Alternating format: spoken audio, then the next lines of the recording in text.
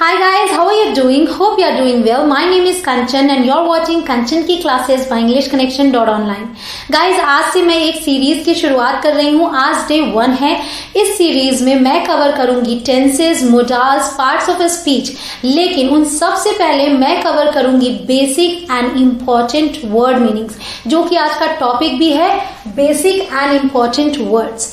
इनके जरिए आप बेसिक वर्ड सीखेंगे, यानी कि वो वर्ड जो आप इंग्लिश बोलने के लिए या इंग्लिश लिखने के लिए शुरुआती दौर में सीखते हैं. तो ज्यादा से ज्यादा सेंटेंसेस में जो वर्ड्स यूज होते हैं वो वर्ड्स आप इस कैटेगरी में सीखेंगे.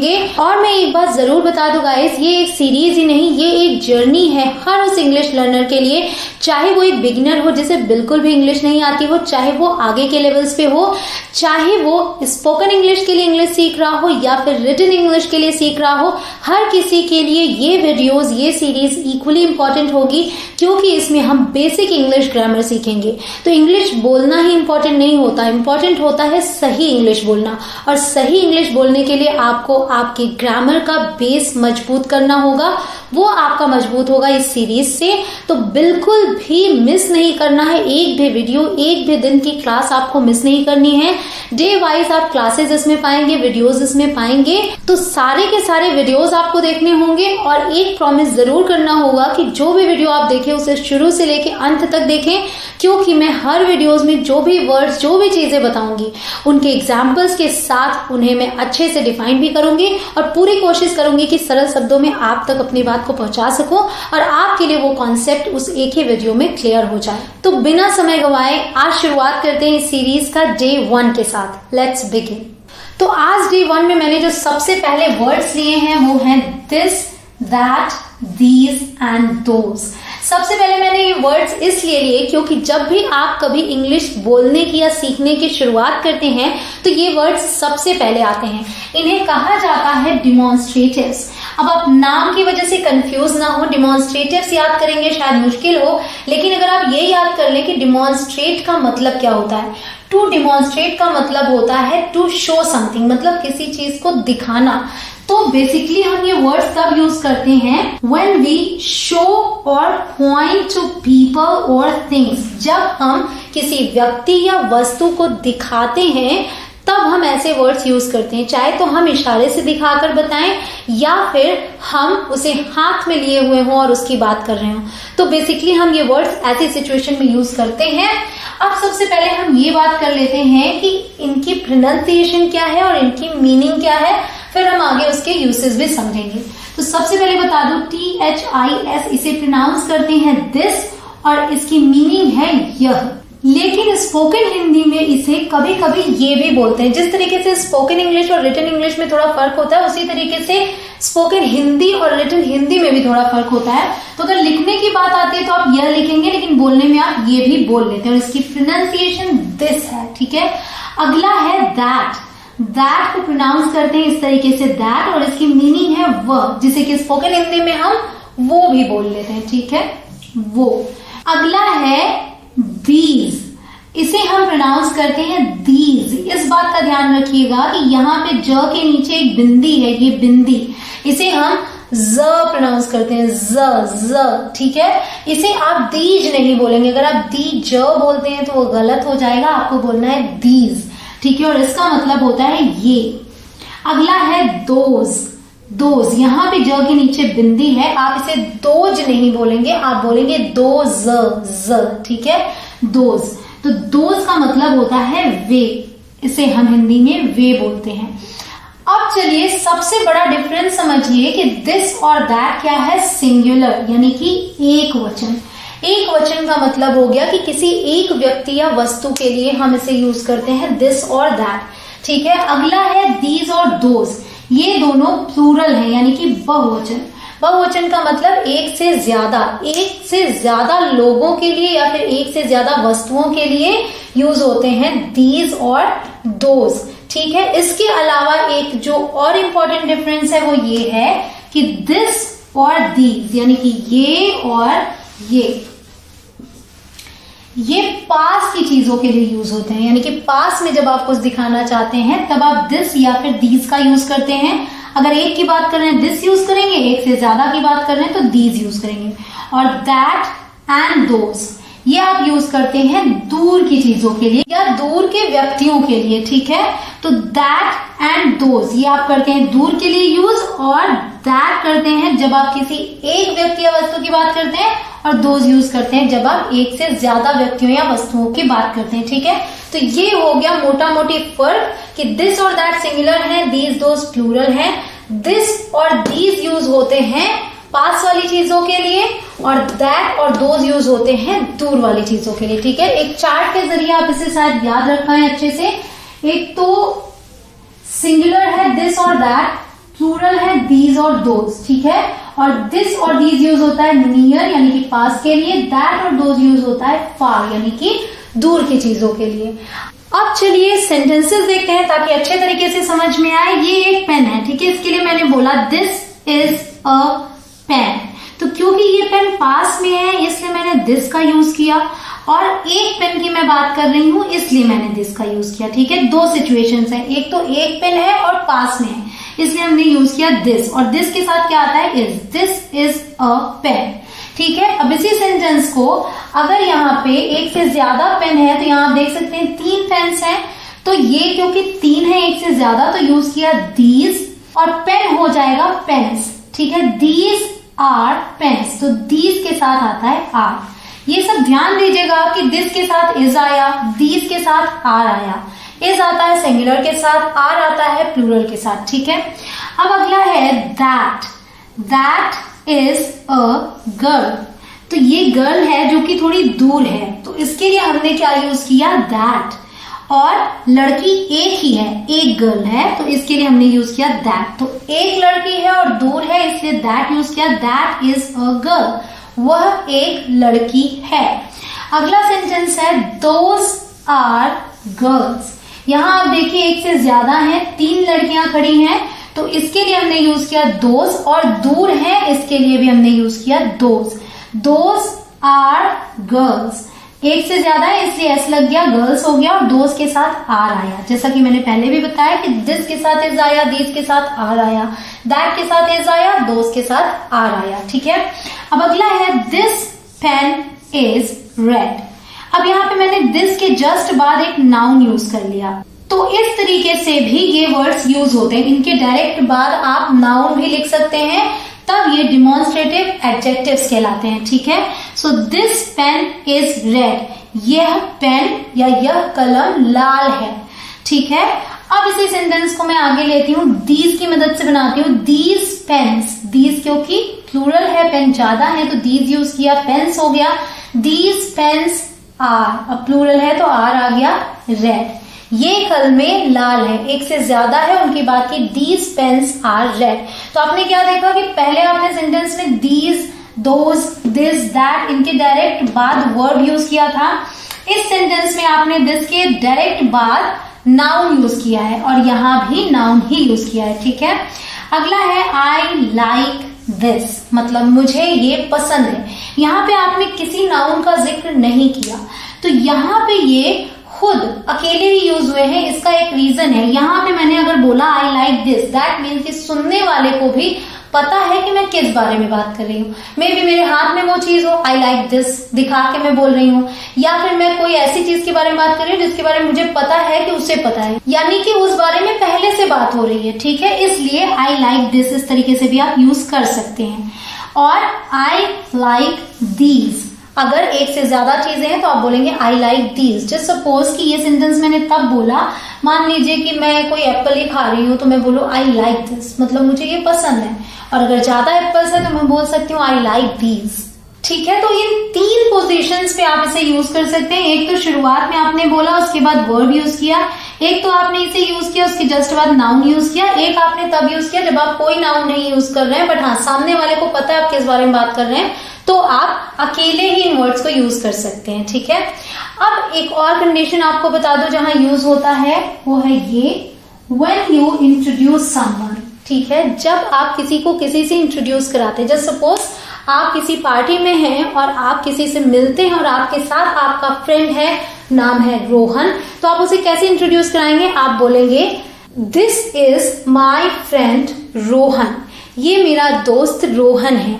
या फिर आप इस तरीके से भी बोलते हैं, hello mister Gupta, this is my friend Rohan. और अगर एक से ज्यादा लोग हैं तो आप दीज का यूज करेंगे।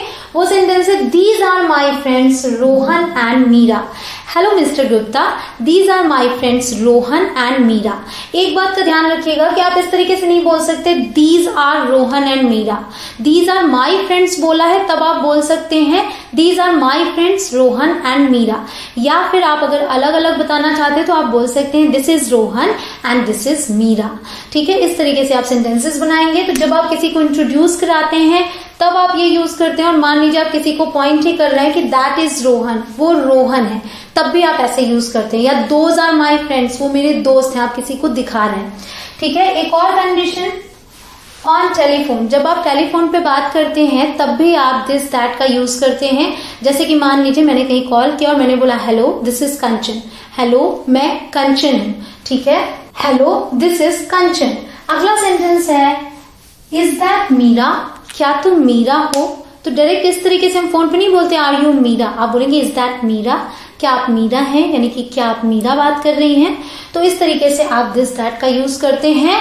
दिस दैट दीज दोज बहुत ही इंपॉर्टेंट वर्ड्स हैं, इनके बारे में जानना आपके लिए बहुत जरूरी था। अभी आप आगे और भी वर्ड सीखेंगे। अभी हम उन्हीं सेंटेंसेस की प्रैक्टिस कर रहे हैं जो सिंपल सेंटेंसेस है, क्योंकि अभी मैंने आपको सेंटेंसेस फॉर्म करना नहीं बताया है। टेंसेस में अभी हम नहीं गए हैं, जो हम आगे की वीडियोस में सीखेंगे।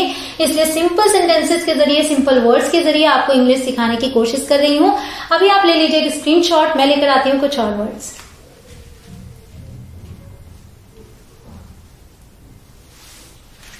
अब मैंने जो वर्ड्स लिए हैं ये कहलाते हैं वर्ब्स। वर्ड्स हैं am, is, are, was, were, will be, shall be, ये कहलाते हैं वर्ब्स। ठीक है, और इसमें सबसे इंपॉर्टेंट चीज ये है कि am, is और are यूज होते हैं प्रेजेंट के लिए। ठीक है, प्रेजेंट। was और were यूज होते हैं पास्ट के लिए। will be और shall be यूज होते हैं फ्यूचर के लिए। ठीक है, तो इन वर्ड्स के जरिए आप ये समझ पाते हैं कि हम किस समय की बात कर रहे हैं। am, is, are प्रेजेंट में यूज होते हैं, was, were पास्ट में यूज होते हैं, will be, shall be use होते हैं फ्यूचर के लिए। तो जैसे ही सेंटेंस में आप इन वर्ड्स का यूज करेंगे, इससे ये समझ में आ जाएगा कि आप प्रेजेंट की बात कर रहे हैं यानी कि अभी की, पास्ट की बात कर रहे हैं यानी कि भूतकाल की, या फिर फ्यूचर की बात कर रहे हैं यानी कि भविष्य की, जो समय आने वाला है। ठीक है, अब हम देख लेते हैं इनकी प्रोनाउंसिएशन। तो ये है am, इसे हम प्रोनाउंस करते हैं am या फिर am। तो हल्का सा प्रोनाउंसिएशन में फर्क आता है, इसे हमने जल्दी से बोला am और इसे हमने बोला am। तो ये जो फर्क है ये ब्रिटिश और अमेरिकन का है। ये जो यूके मैंने लिखा है ये है ब्रिटिश इंग्लिश के लिए और यूएस है अमेरिकन इंग्लिश के लिए। ठीक है, तो ये आप फर्क देखेंगे आगे भी। अभी एक एक करके मैं बताती हूँ। एम की मीनिंग होती है हूं, ये यूज होता है आई के साथ। कब? प्रेजेंट में। जब आप प्रेजेंट की बात करते हैं और आई बोलते हैं तो उसके लिए आप एम का यूज करते हैं सिंपल सेंटेंसेस में या फिर कंटिन्यूअस सेंटेंसेस में। ठीक है, एम का मीनिंग हो गया हूं। अब इसे हम सेंटेंस में देख लेते हैं। आई एम हैप्पी, मैं खुश हूं, मैं खुश हूं। आई एम हैप्पी, ये एक सिंपल सेंटेंस है जिसमें कोई भी क्रिया नहीं हो रही है। ठीक है, इसी की हेल्प से एक और बनाते हैं। आई एम अ गर्ल, मैं एक लड़की हूं, मैं एक लड़की हूं, ये भी एक सिंपल सेंटेंस है। ठीक है, तो प्रेजेंट में जब हम बात कर रहे हैं आई की, सिंपल सेंटेंसेस बना रहे हैं, तो आई के साथ ये एम का यूज होता है। ठीक है, अब अगला है आई एस, इसे हम प्रोनाउंस करते हैं इज। ध्यान रखिएगा ज के नीचे बिंदी है, क्या बोलेंगे? ज, इज। इसे हम इज नहीं बोलेंगे। ठीक है, इसे हम बोलेंगे इज। इसका मतलब होता है और ये यूज होता है एक वचन के साथ, यानी कि किसी एक व्यक्ति या वस्तु के साथ यू को छोड़कर।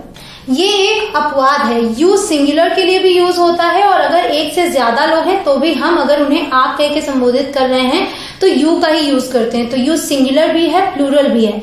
तो यू के साथ सिंगुलर वर्ब नहीं आती, यू के साथ आर आता है, ठीक है, वो आप आगे सीखेंगे। अभी हम ये ध्यान देते हैं कि इज हम सभी एक वचन नाउन्स के साथ यूज करते हैं, यानी कि ही, शी, इट के साथ, किसी के नाम के साथ, लेकिन यू के साथ नहीं करते हैं, भले ही यू सिंगुलर हो, हम किसी एक इंसान की बात कर रहे हो, ठीक है।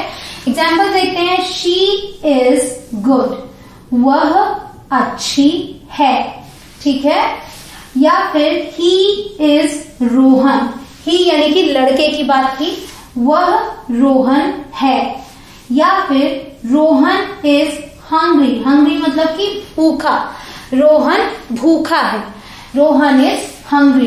तो इस तरीके से आपने इसका यूज किया। ये भी सिंपल सेंटेंसेस हैं जिसमें कि कोई भी क्रिया नहीं हो रही है, ठीक है।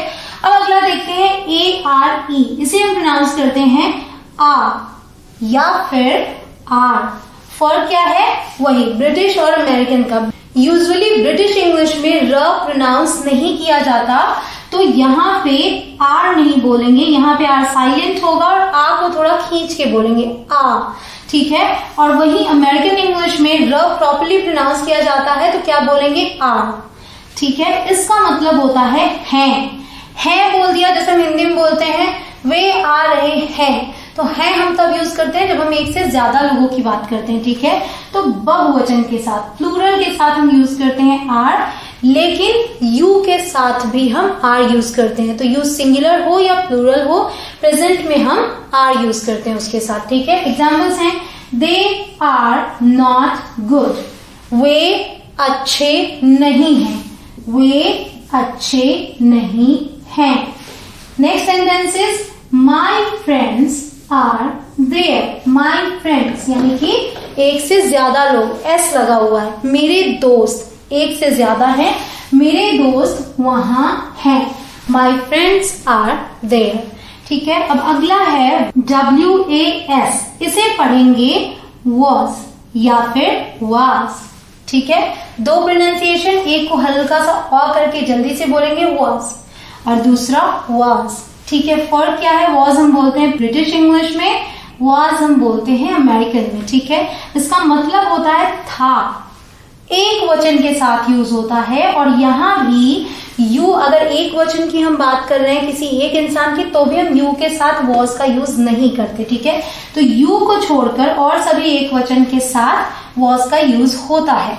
एग्जाम्पल्स हैं, आई वॉज विद हिम, मैं उसके साथ था, मैं उसके साथ था।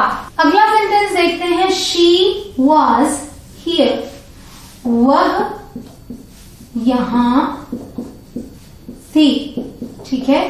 तो यहां पे मैं था के साथ थी भी लिख सकती हूं, क्योंकि अगर लड़की के लिए यूज होगा तो थी हो जाएगा इसका मतलब। शी वॉज हियर, वह यहां थी, ठीक है। यू के साथ हम वॉज नहीं यूज कर सकते। अब आगे देखिए, वो है WERE, इसे बहुत लोग वेयर प्रोनाउंस करते हैं, जो कि गलत है। इसकी सही प्रोनाउंसिएशन है वर या फिर व को थोड़ा खींच के बोलेंगे, र का साउंड नहीं आएगा, व ब्रिटिश इंग्लिश में। अमेरिकन में र प्रॉपर बोलेंगे और बोलेंगे वर, ठीक है। सो इसकी मीनिंग होती है थे, और ये यूज होता है बहुवचन के साथ और यू के साथ भी। तो अगर हम सिर्फ एक व्यक्ति की बात कर रहे हैं यू करके, या फिर एक से ज्यादा व्यक्तियों की बात कर रहे हैं यू करके, तो भी हम उनके साथ वर ही यूज करेंगे, ठीक है। एग्जाम्पल है, दे वर नॉट देयर, वे वहां नहीं थे, वे वहां नहीं थे, ठीक है। अगला सेंटेंस है, यू वर देयर, तुम वहां थे। तो वर आपने देखा यू के बाद भी आया, ठीक है। यू वर सैड, तुम दुखी थे।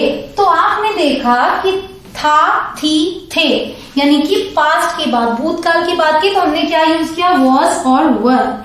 और हूं, है, हैं, ये प्रेजेंट की बात की, तो हमने क्या यूज किया? Am, is, are. Simple sentences बनाने के लिए, इंग्लिश बोलने की शुरुआत करने के लिए ये वर्ड्स बहुत ही ज्यादा इंपॉर्टेंट हैं। अब अगला है WILL, विल, बी, इसे क्या पढ़ेंगे? Will be.